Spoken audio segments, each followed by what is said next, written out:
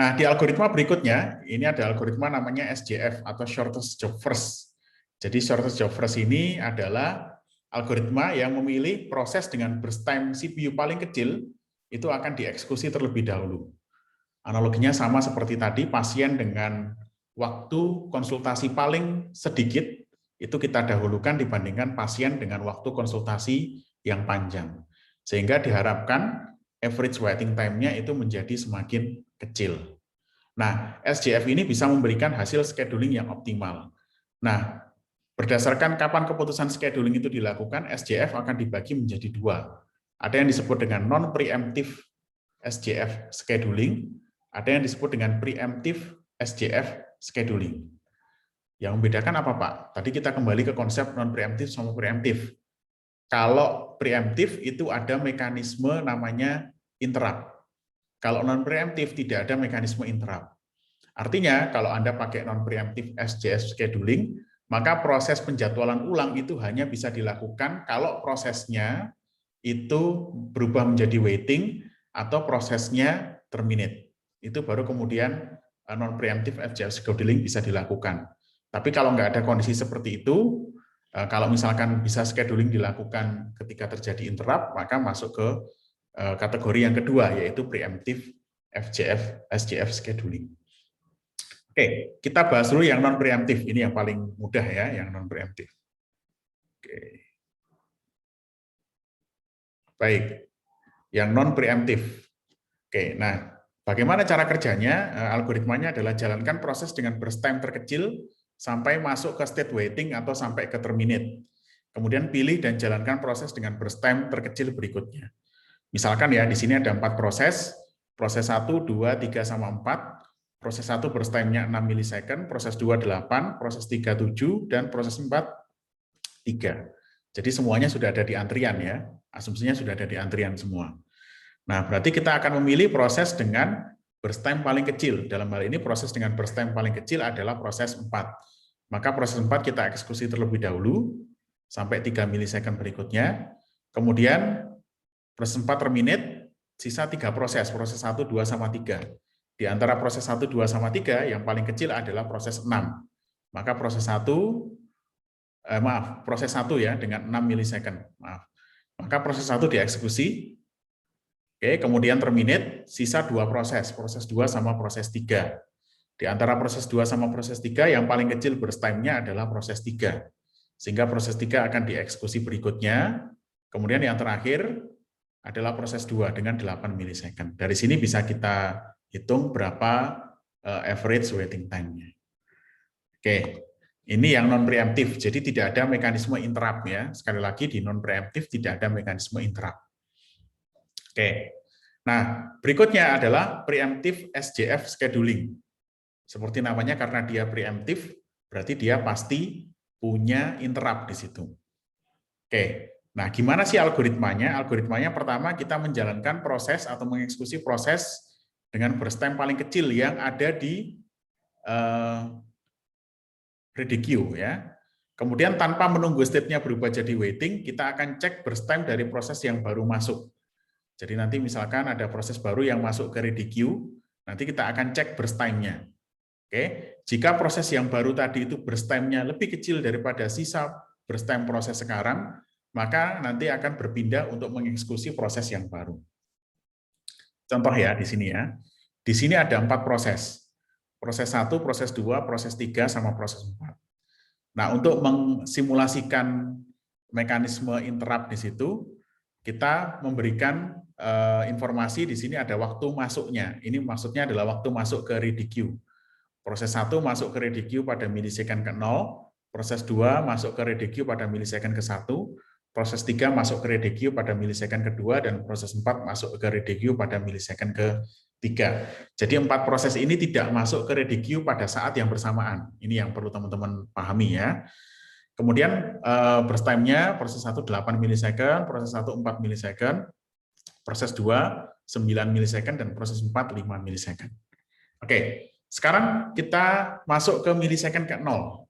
Sekarang kita bikin chart-nya mulai dari milisecond ke-0. Pada saat milisecond ke-0, yang ada di ready queue itu hanya proses 1. Proses 2, 3, sama 4 itu belum dialokasikan atau belum masuk ke ready queue. Sehingga yang pertama kali bisa dialokasikan untuk dieksekusi adalah proses 1. Maka proses 1 akan dijadwalkan untuk dieksekusi. Oke, dia dieksekusi mulai dari milisecond ke 0 sampai kemudian milisecond ke 1.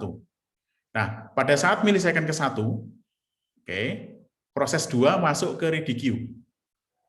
Nah, sekarang dicek, apakah proses 2 itu burst time-nya lebih kecil daripada sisa burst time dari proses 1. Oke, proses 1 kan sudah dieksekusi 1 milisecond. Berarti sisa burst time-nya adalah 7 milisecond. Oke, 4 milisecond dibandingkan dengan 7 milisecond, tentu lebih kecil 4 milisecond. Maka nanti proses 1 akan ditunda eksekusinya. Oke, kena interrupt, kemudian pindah untuk mengeksekusi proses 2. Oke, proses 2 dieksekusi, kemudian masuk ke milisecond kedua. Pada saat milisecond kedua, masuk proses 3 dengan burst time 9 milisecond. Maka nanti akan dibandingkan. Sisa burst time-nya proses 2 itu tinggal 3 milisecond. Kenapa? Karena tadi sudah jalan 1 milisecond. Berarti sisanya 3. 3 sama 9 lebih kecil 3. Maka otomatis proses 3 tidak jadi dieksekusi, dia akan menunggu di antrian. Kemudian kita akan melanjutkan eksekusi proses 2. Oke, masuk milisecond ketiga. Pada saat milisecond ketiga, proses 4 masuk dengan burst time 5 milisecond. Kita bandingkan dengan proses 2 yang sisa burst time-nya tinggal 2 milisecond. Kenapa tinggal 2, Pak? Karena tadi sudah dieksekusi 2 milisecond, sementara burst time-nya dia 4, berarti kan sisanya cuma 2. 2 tentu saja lebih kecil daripada 5 milisecond. Maka nanti proses 2 akan tetap melanjutkan untuk dieksekusi, tetap akan dieksekusi, karena memang proses 4 itu dia burst time-nya masih lebih besar daripada sisa burst time proses 2. Maka proses 2 akan dilanjutkan eksekusinya sampai kemudian sampai di milisecond kelima, kemudian proses 2 terminate. Oke, karena proses 2 terminate, maka harus dipilih proses berikutnya dengan burst time paling kecil. Oke, proses 2 kan udah mati ya. Proses 2 udah mati, tinggal proses 1, 3, sama 4. Di antara 1, 3, sama 4 yang paling kecil adalah proses 4 dengan 5 milisecond. Maka proses 4 akan dieksekusi karena dia butuh 5 milisecond sampai milisecond ke-10. Kemudian sisa 2 proses 1 sama proses 3. Oke.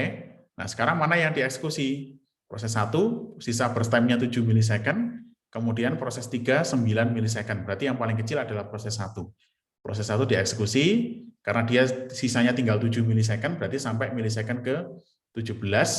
Baru kemudian terakhir yang dieksekusi adalah proses 3 dengan 9 milisecond. Maka terakhir jadi 26 milisecond.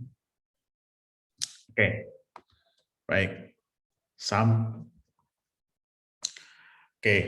Nah, pertanyaan berikutnya adalah, Pak, kalau saya mau menerapkan algoritma SJF scheduling dalam sebuah sistem operasi, berarti kan kita harus tahu burst time dari sebuah proses. Jadi berapa burst time dari sebuah proses? Pertanyaannya adalah, kalau kita ingin tahu burst time dari sebuah proses kan kita nggak bisa, Pak, karena prosesnya sendiri kan belum dieksekusi. Sehingga kita nggak tahu berapa lama waktu dia untuk dieksekusi. Oke, itu problem dengan SJF scheduling. Terus gimana caranya kalau kita ingin tetap menerapkan SJF scheduling?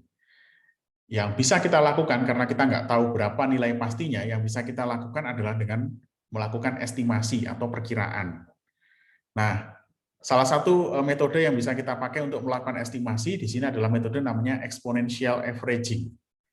Oke, jadi kita melakukan menghitung nilai average itu secara berkelanjutan atau secara eksponensial. Oke ya, contohnya di sini ada tau n plus 1 alpha tn plus 1 min alpha kali tau n. Ini maksudnya gimana, Pak? Tau n plus 1 ini yang mau kita prediksi. Ini yang mau kita prediksi atau mau kita estimasi nilainya. Alpha itu adalah derajat kepercayaan. Tn itu adalah waktu eksekusi yang kita tahu, kita punya datanya nih. Jadi sebuah proses itu kita tahu datanya. Proses ini kira-kira dari pengalaman sebelumnya itu dia butuh waktu berapa lama untuk dieksekusi. Oke, 1 minus alpha di sini derajat kepercayaan dikurangi 1, kemudian tau n. Tau n di sini adalah estimasi burst time pada saat sekarang.